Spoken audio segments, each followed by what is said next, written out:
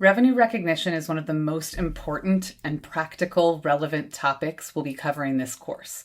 If you ask an accountant or a financial analyst what topic causes the most complexity, most controversy, and most potential for earnings management, revenue recognition is almost always near the top of that list. So let's start with the most fundamental question. When has a sale really happened? Is it when cash is exchanged? Products, services? What if we receive payment for something that we haven't done anything for yet? Let's start with something easy. Imagine you walk into a sporting goods store, pick up a pair of shoes, and hand over your credit card, then walk out. When did the store actually earn revenue? The answer seems obvious, right? When the transaction happens, you paid. They delivered the shoes, both parties did what they were supposed to do. Revenue is recognized at that point. Simple. And for the vast majority of retail transactions, it really is that simple. The customer shows up, hands over money, gets a product, and everyone goes home happy. But here's the thing, not all revenue transactions are created equal, and not all of them are like buying a pair of shoes at a sporting goods store. And this is exactly when accounting gets interesting. Think about how cell phone companies sell their products. When you sign up with Verizon, you're usually not just buying one thing. You're buying a package. You might get a new iPhone. And along with it, you're getting a service package, probably a 2-year service agreement. And maybe there's also a warranty attached or an insurance plan or a free trial of a streaming service bundled in. Now you might pay one price for all of that. Let's say you put some money down and agree to pay a monthly fee for 2 years. The question is, when does Verizon recognize the revenue? When did they record it? They can't recognize it all up front because they haven't delivered the service yet. They're going to be providing it over the next 2 years. But they also can't wait until the contract ends because they delivered the phone on day one, and it's a separate piece of the deal. So what do? They have to break the transaction apart, figure out what each piece is worth, and recognize revenue at the right time for each piece of the contract. This is the kind of complexity that GAAP's revenue recognition standards are designed to address. Before 2018, companies in different industries had different, sometimes inconsistent rules for when they recognized revenue.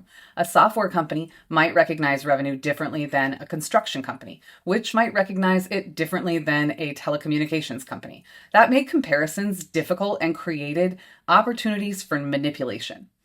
In 2014, the FASB issued ASC 606, the authoritative standard for revenue recognition. It took effect for public companies in 2018, and the big achievement of ASC 606 is that it applies to virtually all industries using one consistent principle-based 5-step framework. And the same standard was adopted internationally under IFRS 15, meaning that revenue recognition is one of the most covered areas between converged and covered areas between US GAAP and international standards.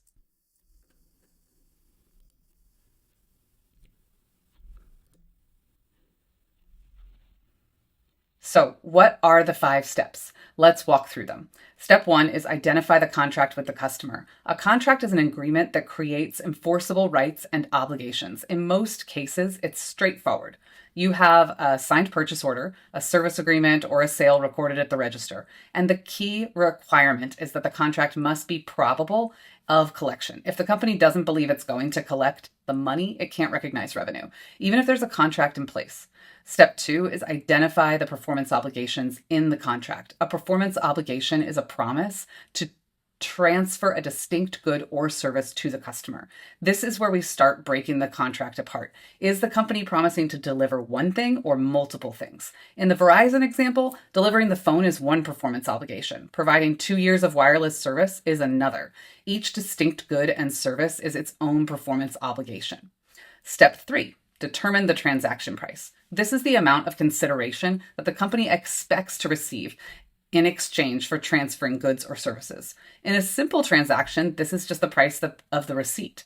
But some transactions have variable considerations, like discounts, rebates, or performance bonuses, and the company has to estimate those things up front. Step 4, allocate the transaction price to each of the performance obligations. If you have multiple performance obligations in your contract, like Verizon does, you need to figure out how much each of those is on a standalone basis in order to determine the price that gets allocated to each obligation. If Verizon would normally sell the phone for $700 and the service plan for $600, that ratio tells you how to split up the total contract price. Step 5. Recognize revenue when or as each performance obligation is satisfied. This is the heart of it. When the company transfers control of a good or a service to the customer, that's when revenue is recognized. For the phone, control transfers on day one when you walk out of the store. For the service, control is transferred over time. Each month of service is delivered. Let's quickly walk back through the Verizon example using the 5 steps. We have a contract, the service agreement. We've identified 2 main performance obligations, the phone and the wireless service. We've determined the total transaction price. Let's say that the signed contract was for $1,200. Only the customer didn't just get a phone, they also got a service plan in case the phone breaks or stops functioning properly, and also their data plan. If we know what the phone sells for by itself, $700, let's say, and the cost of the service plan for the data and warranty on its own is $600, we can allocate the transaction price between the 2 performance obligations and the service using a simple proportion. Finally, we make journal entries on the appropriate dates to recognize revenue for each component of the contract. We can recognize the portion allocated to the phone when it's delivered, but we should recognize the service revenue evenly over the 2 years as services provided each month. That's it. The 5-step model provides a consistent framework that works for everything from a simple retail sale to a complex multi-year contract.